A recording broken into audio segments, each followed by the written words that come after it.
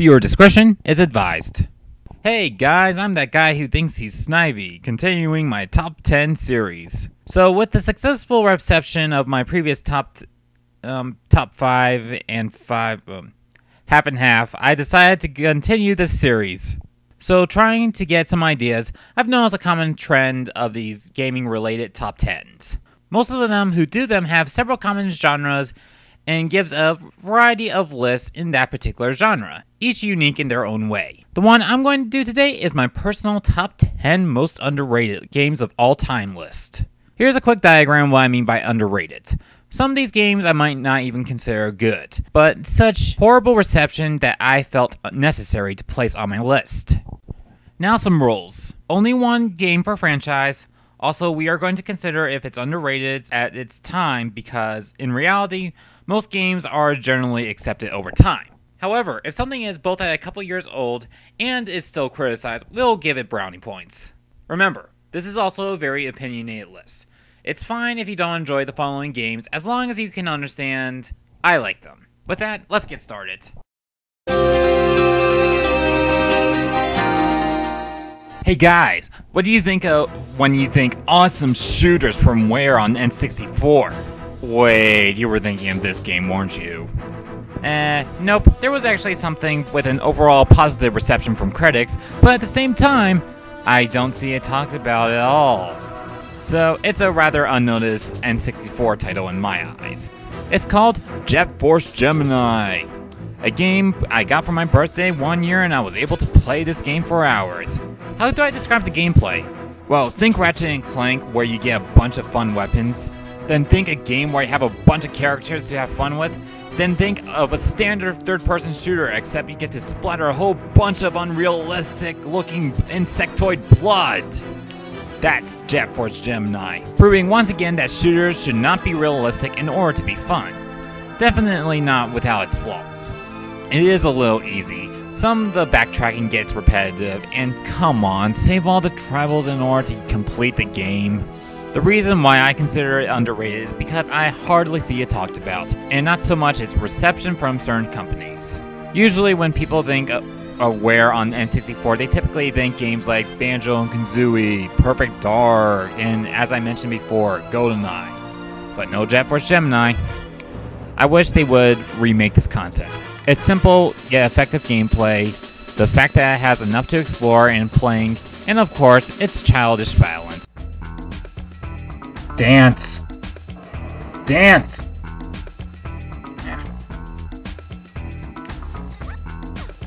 I want a beer. I want a beer.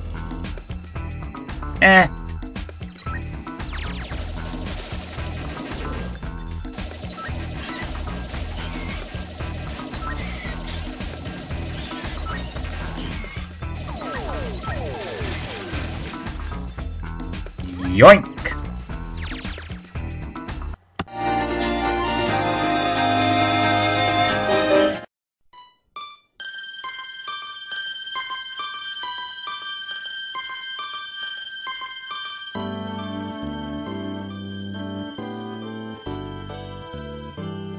Alright, I know I'm going to get some fans to bitch at me for placing this game so high on my list, but let me explain.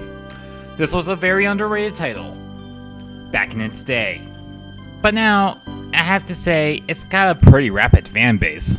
Almost to the point where I could almost consider it an overrated game. So I hate to say it, I'm going to have to take off points for that. Hell, it's practically an antique high demanding to own the cartridge. Which I do. But getting back to the good. The past!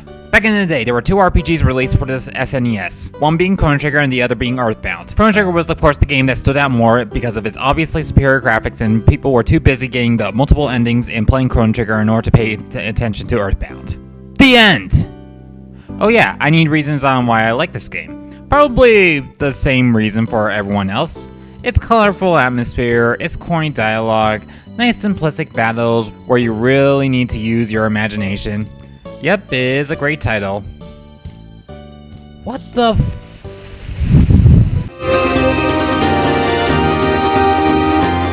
Alright, I'm going to be fully honest. I'm not much into Kirby, platformer freak like myself. Go ahead and shoot me. But there was one title that was mainly criticized, mainly due to the fact that it was different. You probably know what it is, so I'll stop beating around the bush. Kirby's Epic Yarn. Very cute game. Despite me not caring much for the original titles, Superstar was awesome, Kirby 64 was alright. I liked Canvas Curse, I don't care what people said. And I have not seen a lot of unnecessary hate for a game in a while. You can't die is not a legit reason for hating this game. A lot of Kirby games were easy, so shut up already. Look, I can understand not liking the game, it's definitely not traditional, but it's definitely worth a shot. It's very fun and for a laid-back game, has a lot of variety, and it's very creative. What? The description wasn't creative enough? Well, screw you, we're going on to the next one.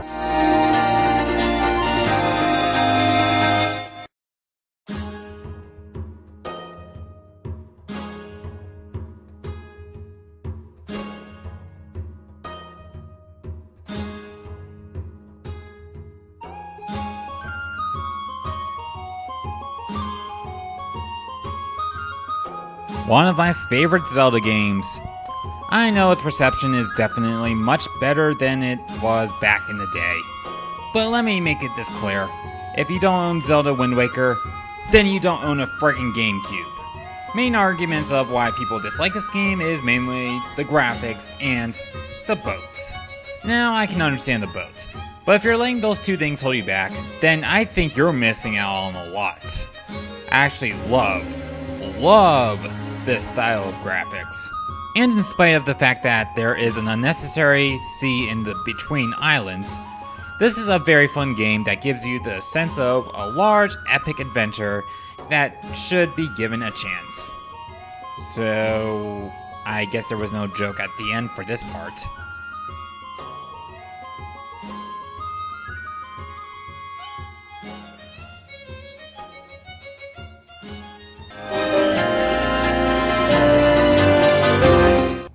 One of my favorite series, and I have no idea why this game is so hated. Actually, I saw an incredibly similar list by some guy named Animal, and I completely agreed with everything he said, so I'll fast forward that video and let him do all the talking. In a nutshell, I personally find it underrated Starfox game. It basically had few contenders, Adventures or Assault. Well, as much as I love Adventures, I can understand why a lot of people hated it. It was a borderline Zelda clone. That I completely understand. But, I got one question. I can somewhat understand not liking Starfox Adventures due to the fact that it's Zelda with Star Fox, and Star Fox fan might not appreciate it. However, if you do like Zelda, I would give that one a chance. However, the game I'm placing is Star Fox Assault for the GameCube. I actually really enjoyed the story, and the gameplay, what can I say, I liked both the rail shooters and the land missions. I actually don't see the reason for the hate.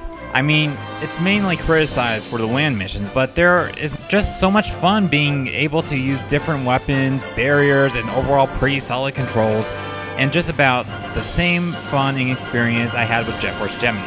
Alright, we're getting close. Time for some juicy ones. Ah yes, Pokemon. 4 words to describe this series. Best RPG series ever! Alright, now, 3rd generation was, 4th gen was... 5th gen You know what? Screw it. Roll clip.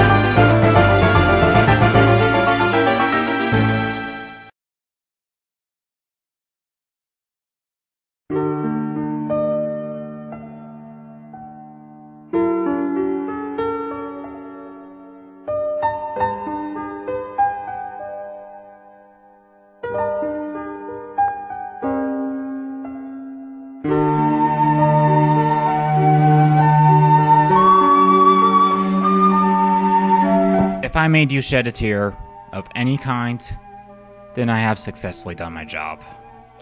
I take back everything I said. Guys, this whole Pokemon war, it's pathetic. Royally pathetic. I don't think you realize this, but trying to defend 5th gen so much turned you into exactly what you hated. Don't you get it, everyone? No generation really did deserve the hate it got. Nostalgics criticizing newer games for being different and how the new Pokemon look. New facts complaining how the first 2 generations weren't all that great, constantly bashing on the nostalgics. I want to put it simply. I loved every one of them in their own way. Because in reality, every Pokemon game had the reasons why they were so loved. Every one of them had their own perks and made them special. And simply put it, none of them deserve hate. Because do you know what? Pokemon is not overrated. Its fans are the overrated ones. Because for every 20 fans that act like complete jackasses out there will only be one who is like me. Just a very simple, open-minded, and very laid-back fan like myself. Let's go on to the next one.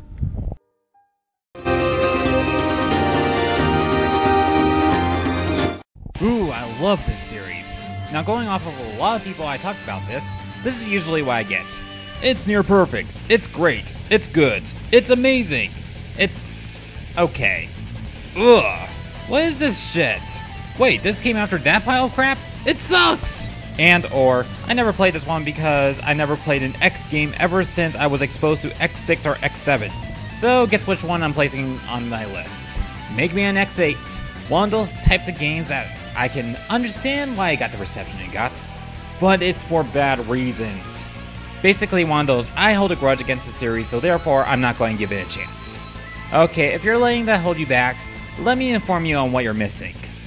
A fast-paced 2D platformer with a very fun and somewhat new, not counting the mess known as X7, character, Axel, dual special moves, being able to customize mix and match armors for X, new toys for Zero, and very well-themed stages.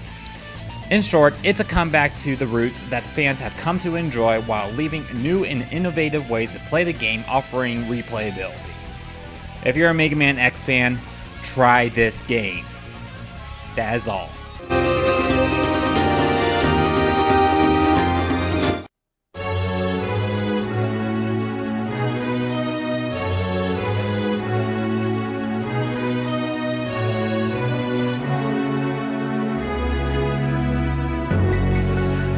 Another one of those, I hold a grudge against the series, so I basically dismissed this one. Now, this is even worse due to the fact that this was a director's cut of a previous and buggy game. A very overlooked gem on the N64. It's Castlevania: Legacy of Darkness. Yes, this game. It's great, people, but you don't seem to realize it. It fixed the infamous and buggy Castlevania 64, and not only that, on top of having Cornell and Henry to play as, you can go through the story of the two in Castlevania 64 in a less buggy environment.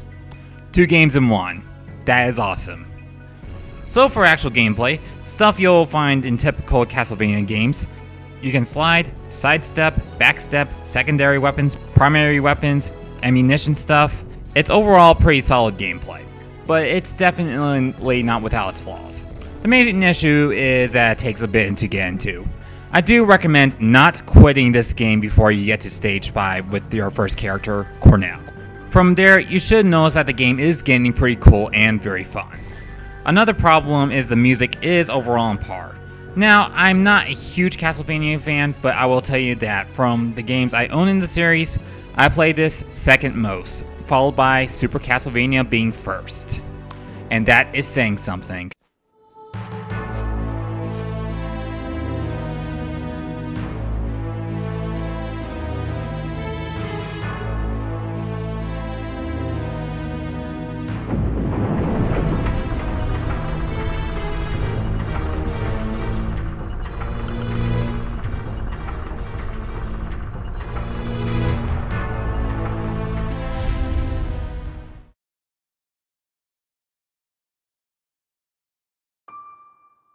Now, there was one thing in Metroid I thought was really necessary and everyone seems to despise, and that is emotion.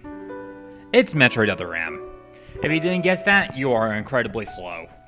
Now, the most insane amount of controversy has come out of this one single game, and it was about the story, for crying out loud.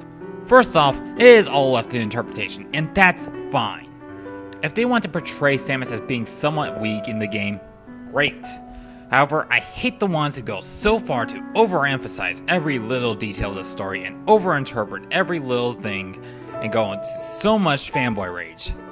So what? She showed emotions. That doesn't make her a pussy. The way I interpreted a lot of the story involving her was that the feelings she expressed just simply made her a human. Besides, she did express emotion and fear in non-verbal ways in the past. She was even saved by Grundus. Somebody giving aid in a dire situation does not make somebody a pussy. I could really go on about this, but that's for a different video. I'm just going to use a quote I heard a while back. I don't mind if someone is like, oh, I personally don't care about Samus's personification. I hate the ones who go like, oh my god, it ruined the franchise, worst game ever, fanboy rage. You know what? Go back to playing Metroid Prime. Let us, who didn't want another goddamn shooter for a Metroid game, actually have a different game. This game is also criticized for its linear gameplay, but I can somewhat understand that. I personally do enjoy linear titles, but that is opinion, and Nintendo did have to make it this way in order to make it a story-driven game.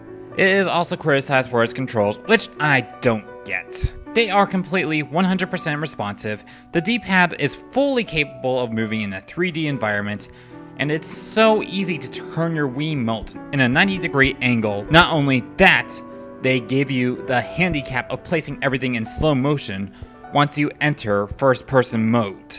If you are having problems with this, then I question how good you are with any other game. But in all, I do find this game fun. Its gameplay does not get boring for me. Its hard mode is just intense. And yes, I will admit, I enjoy the story.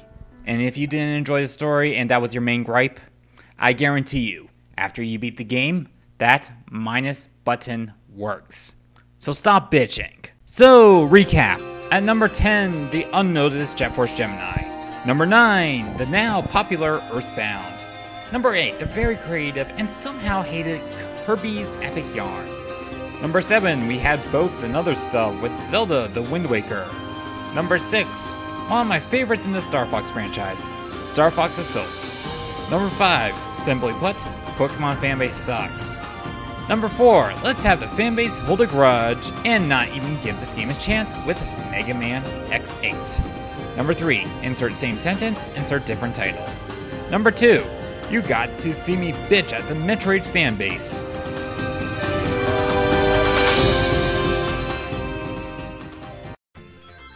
Oh my god, this game is like so awesome. How could you deny that? It's got Sonic. Shut up, Tex, I'm not in denial. This game is near perfect. Just look at Sonic's model for this game. Okay, you know I'm not being serious. So what game is it actually?